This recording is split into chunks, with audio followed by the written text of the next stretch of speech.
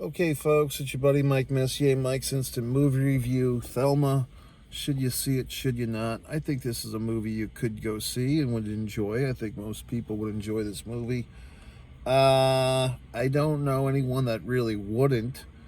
If you have a grandparent, if you have a parent that's aging, if you are a grandparent or even a great grandparent or you're aging, look, it catches up to all of us.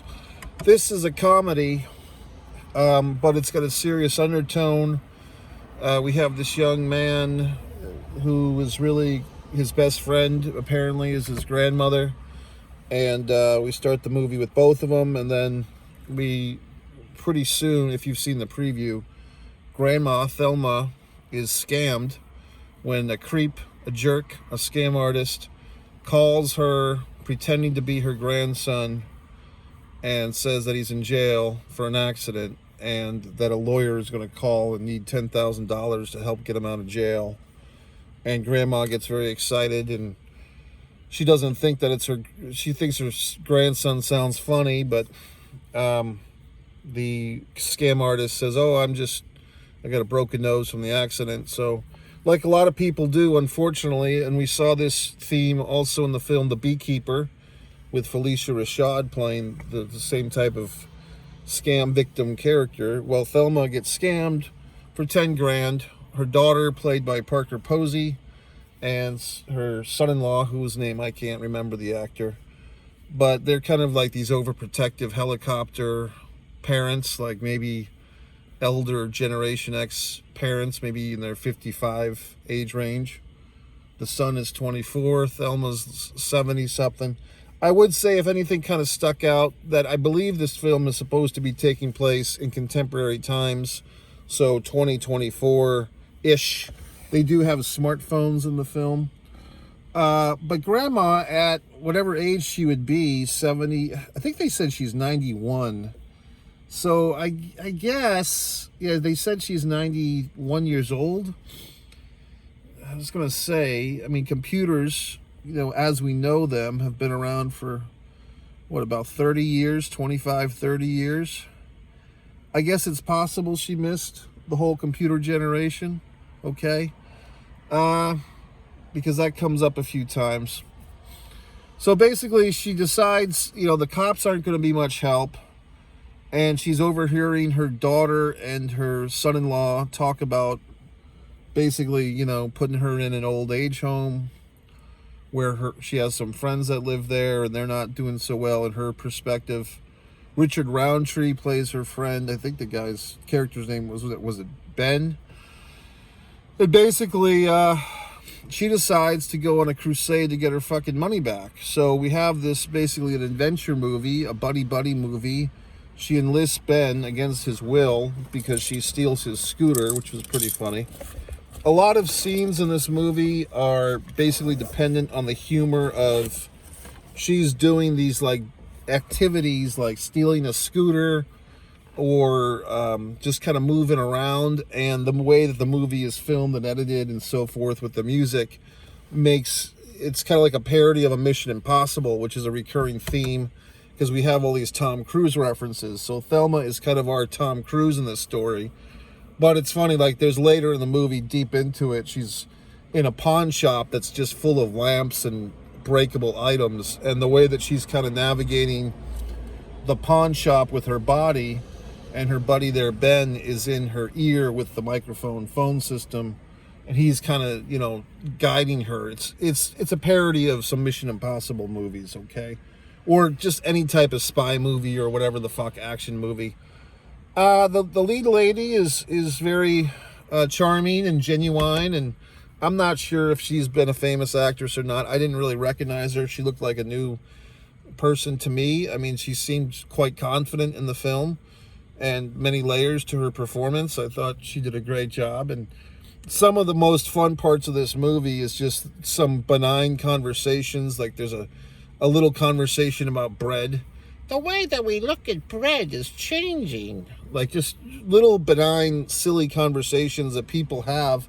Not just old people, but I have these type of conversations, okay, when you're talking about the fucking perspective of bread. So there's some humor in this goddamn thing. And then the subtext kind of comes. I have to put the light on and off for various reasons. Do you mind? The subtext comes with Ben is kind of like the guy who's aging gracefully. He has a guilty complex because his wife died and he couldn't hear her screams of agony and so forth. There's another elderly lady that they visit that's doing really poorly, and her house is infested with roaches, which sucks. And so, I mean, this is the thing, folks. For our country, we're 240 years old or so at this point as the United States of America. We still haven't figured out what to do with our elderly people. I mean, it's a tough thing because everybody feels, entitled, and we all have to live the American dream and chase the thunder, and we're all supposed to go after what we want. But taking care of an elderly parent or an elderly grandparent or a great-grandparent doesn't seem to be much fun for many people. So we, put our older people in these nursing homes and so forth, and then they're miserable. So, you basically get old and you go to a nursing home, or you become dependent on your family, or you just fucking die.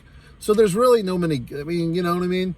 It's the lucky ones are the ones, lived to 85 years old and had a pleasant heart attack in his sleep. There's no good way of getting out. And the father character has one of his few good lines when he says, "There is no good death," which is accurate. So I like the movie. I mean, it's a pleasant movie. If, I do feel like this movie kind of missed a little marketing opportunity. If this movie had come out a few months ago, it could have been released in sync, so to speak, with Mother's Day. Okay, that seems like an obvious thing, but I guess that didn't happen. Or I know it didn't happen because it's June and here I am watching this thing.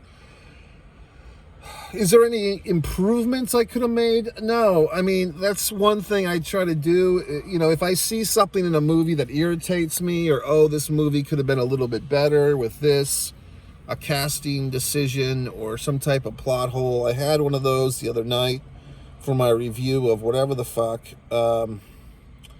What movie did I see? It was a good one. It was that horror film that I hadn't seen before with, I always want to call her Rose, Florence Pugh. I don't like her name, okay? I like her, but I don't know if I like the name Florence Pugh. No offense. She seems like a Rose. I always think of her as Rose McGowan, but she's obviously not Rose McGowan.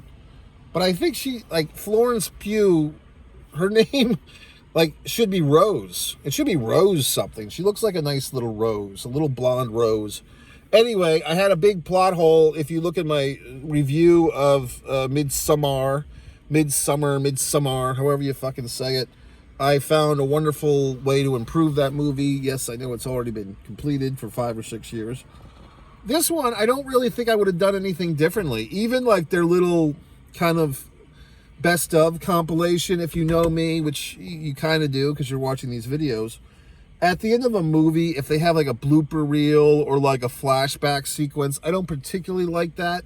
But they kind of did that in this movie with the end credits, which I thought was fine in this case. So it's a very pleasant movie. I mean, that is a tough conversation if you've ever been there. Even, if you've been in these situations with the medical alert bracelets, you're trying to convince an older person to use this thing and they don't want to use it. And then, they send it back through the postal service without telling anybody. So the fucking medical alert bracelets blaring through 3 states, through the post office system. That's a fun one. So, blah, blah, blah. But basically, anyone and everyone could like this movie. I don't really see it as being a bad movie for anyone. Does it take high chances? Maybe not, but I enjoyed it. So it's a pleasant movie. What else? MikeMessier.com, One Man and a Camera Films for my wonderful films, my wonderful acrylic art, one Mike Messier. Mike's Pro Wrestling and Sports Fan, One Pro Wrestling and Sports Fan. My books are available on Amazon, and everything is great.